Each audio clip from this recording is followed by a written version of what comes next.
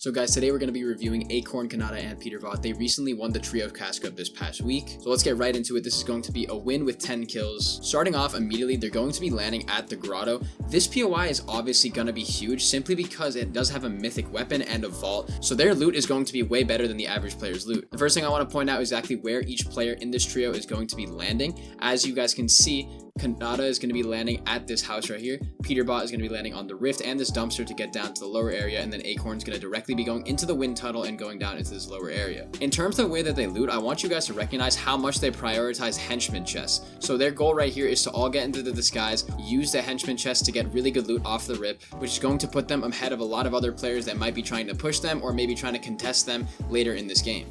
After that, guys, they try to primarily go for M&M as quick as possible. As you can see right here, Acorn is in the main area, Peterbot's also in the main area. These guys are looking to go for M&M as quick as possible and get the mythic minigun. And now they've done that, they have the vault, they have all of the good loot right here. Then Peterbot decides to rotate over to Retail Row. This is a crucial, powerful power play because they're trying to rotate over to another major POI in order to get some surge. The roles in this trio, Peterbot's going to be the fragger, Sonata's going to be the IGL, but so is Acorn in a sense. So basically what this means is that there's going to be kind of co-IGLs and then a fragger in the form of Peterbot. This whole trio decides to rotate over to Retail Row in order to push this team and try to get some Storm Surge tags on this player right here. They're actually able to get some decent Storm Surge tags onto this enemy player. And you guys need to keep in mind that even though they get the elimination onto this player, as you can see in the top left corner right here, his teammates do get away. And this is perfectly fine because in trios, you need to understand that getting Storm Surge on one player is better than getting the whole team down but losing a lot of your resources while doing that. I also want you guys to keep in mind how important it is to shake down enemy players, especially when this feature is back in the game. Shaking down is crucial because it not only gives you wall hacks, but it also gives you a better general idea of where this team is going to be rotating if you can camp the reboot card and other tactics that you might want to consider. Now keep in mind, since they were eliminated, they're going to be needing some Storm Surge right here, and in order to do that, rotating over to a POI like Retail is going to be crucial. I want you guys also to observe what they do right here. Instead of rotating further and looking for more Storm Surge, they know that they have enough to last them the first early stage of the game, so they decide to go back into Retail Row and then loot it and farm some materials, try to basically maximize everything they can in terms of their mats, their resources, and their items. I want you guys to recognize the fact that they're going to be having a couple of different rifts. There's going to be this rift right here. There's also going to be back towards the grotto area, more rifts in this time. There's going to be, as you guys can see, the grottos right here. If you rotate down into it, there's going to be this rift over here they can use. And then also out the back side of the grotto, if they want to go there as well, there's also going to be a rift that they can use in these bottom parts of the map right there.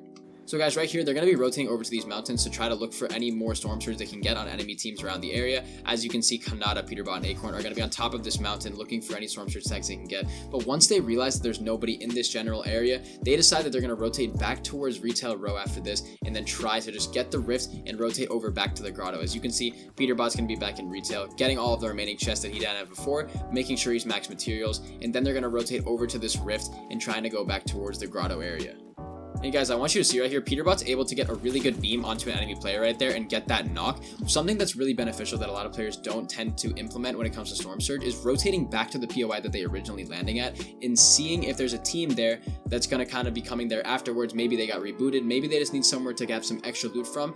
They decide to rotate back to the grotto, which is going to be a mythic POI that a lot of teams are going to want to get loot from. They decide to rotate back and then get these extra storms tags in the form of this beam. Obviously, since Peterbot did get this knock, he decides to go down there and get the finish onto this enemy player. Of course, shake him down. One thing is important, always shake players down in this season if you can, because it's going to give you wall hacks and a bunch of other benefits. But guys, then they decide to obviously get the elimination onto that player, and then they're thinking right here of leaving the grotto using the rift. I would recommend what they're trying to do is look for the enemy teammates. Maybe those teammates are trying to get the reboot card. That's why I think they should be using this rift. And then of course, once they realize, hey, we're not able to actually find these players, they decide that they're going to rotate back down after getting beamed a little bit by the enemy team and just camp the reboot card, because in my opinion, even though it's a little bit scummy, a lot of players consider it to be a scummy tactic, I believe that camping a reboot card is an effective tactic in the sense of actually trying to make sure that you can get extra storm tags and eliminations if you need them. Finally, guys, after the fact, they decide that what they're going to do in this situation is rotate out back behind the grotto in this position, and then they're going to be using this rift on this low ground area. As you can see, they're going to be farming, making sure they're max on mats, and then they rotate down this hill, get everything else they need, and then use this rift to rotate in the next zone. I also want you to keep in mind, they're rotating on the complete dead side of this zone. So if you guys can see right here, the part that I'm about to mark up, this side of zone is completely dead. Most of the teams are going to be rotating in from this other part of the map. They're going to be coming kind of this way. This is going to be the very congested side. There's going to be a lot of fights, a lot of congestion happening there. And since this is a pretty stacked game with around 70 people still left, it's going to be a really smart tactic to rotate onto the dead side and look for Storm Surge here, where less players will be. And the players that are there are probably going to be easier to fight because they're probably not as good at fighting and they're not as confident with themselves on the congested side of zone. So guys, the trio sees this team right here that's going to be landing in this area. This is kind of what I just went over. There's going to be a team on the dead side of zone. Obviously not as good as fighting, because what's happening here, this team is on the dead side. They're probably not as good of a fighting trio as Kanata, Peterbot, and Acorn. To be fair, it's very hard to be as good of a fighting trio as Kanata, Peterbot, and Acorn. However, since they're on the dead side, they decide to push this and get some easy Storm Surge tags and maybe some elimination points as well. Now this team is really trying to play passive, as you can see right here, and what their whole goal here is right here is to just get the elimination, get the Storm Surge tags as well. Many teams this game, guys, are trying to play passive, so my recommendation is to play passive as well, but then look for Storm Surge in places where no third parties will be pushing you, such as this complete dead side of zone. They're literally on the very edge of the map. No team is going to rotate out of their way to go across the whole map into this small little divot and try to get Storm Surge tags there unless they're already in that position like Peterbot, Kanata, and Coldar. I want you guys to understand here that what their whole goal is to get as many materials as possible and make sure they get into as good of a position as possible. They have enough surge to last them at least the first 2 surges right here, and since they're in a pretty good position on the dead side of zone, they just want to rotate to a position in which they can have a solid spot that will be able to last them a large majority of the rest of the mid game and the continuous parts of the early end game. As you can see, they're going to be getting 1 or 2 extra eliminations right there for some extra surge and re-kitting on their resources and items, but their loot is obviously going to be very good. I want you to actually analyze their loadouts really quickly. Kanata has the minigun because he's going to be an IGL, and IGLs oftentimes won't get eliminated because they're not going to be pushing really deep into these fights such as Peterbot would because he's the fragger. He should be always having the mythic weapon because it's least likely that he's going to lose it. Also look at the fact that he's carrying 3 support items. That's also because Kanata can play the role of a support IGL as well. Peterbot is obviously going to be having 4 frag items. As you can see, he has the heavy AR, the golden pump, the sniper, and the grappler. Those are going to be definitely be frag items. And then he has 6 chug splashes for himself. Acorn, on the other hand, is going to be having a mobility item, 2 healing items, and then a standard shotgun and AR. This is because he's also an IGL. He needs to have some mobility in order to rotate around, but also some meds in order to keep the whole team up and healthy. So as they rotate here, guys, their whole goal is to rotate really early into these zones. Remember that the first 8 zones, you guys should try to rotate really early. And then in the last 4 zones, you guys should try to rotate a little bit later because that's how the endgame tactic is best played in this meta.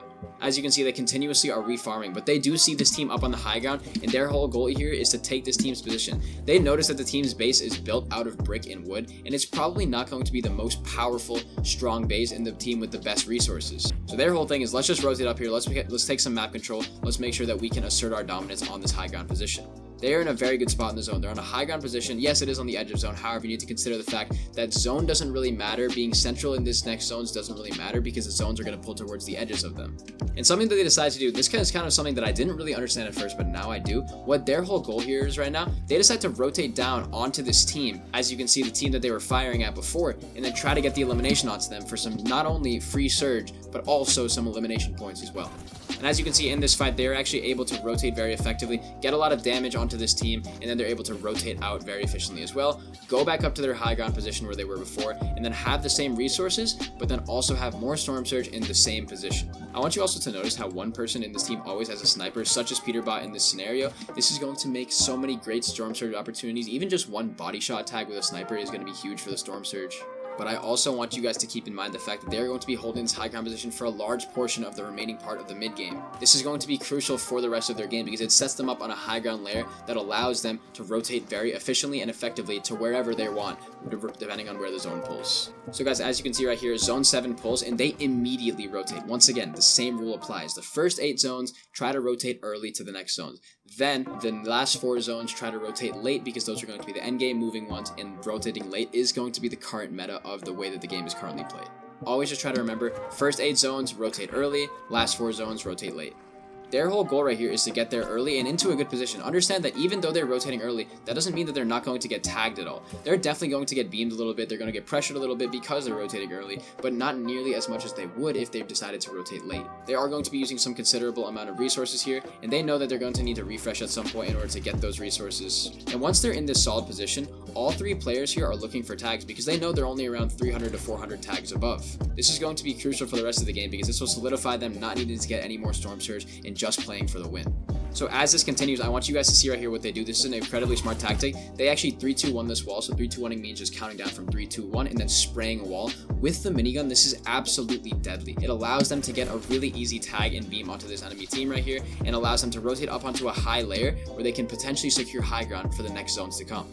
So guys, considering the fact that they're in a pretty solid position here right now on a higher layer, what they decide to do here that's very intelligent in my opinion is wait for the zone to close, and then once the zone closes they realize, hey, we pulled zone, this is absolutely fantastic. Then they decide to build up and get onto this high ground layer. I'm actually going to analyze the lobby right here.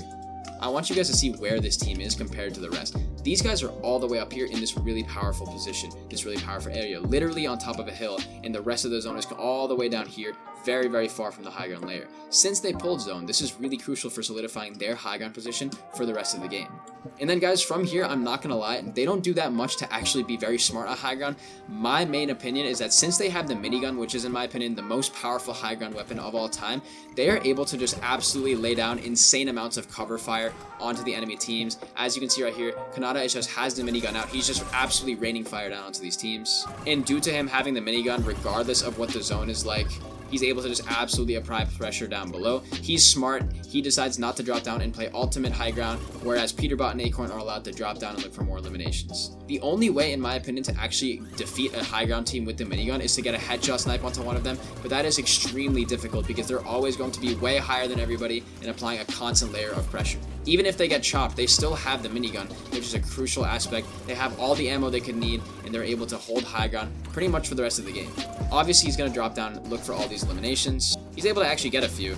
But at a certain point when Peterbot is going to be aggressing like this, there's going to be a point where he gets outplayed or he just gets double teamed or whatever happens and he gets eliminated.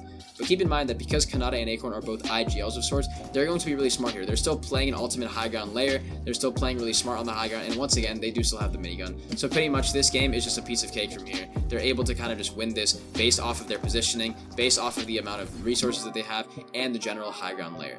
And at that point, guys, they win the game, and that's pretty much it. This team played very well, in my opinion. The things that I think this team did well, they played really, really intelligently off spawn. They landed at a place, obviously uncontested, but then they rotated intelligently for Storm Surge. They didn't overcommit. They only got the surge that they needed, and then also they were able to utilize the minigun onto that high ground place. They were able to utilize the system of rotating early in the first 8 zones and then late in the last 4 zones. And basically, this led them to get a really well-rounded 10-kill win, and it led them to ultimately win the Trio Cash Cup.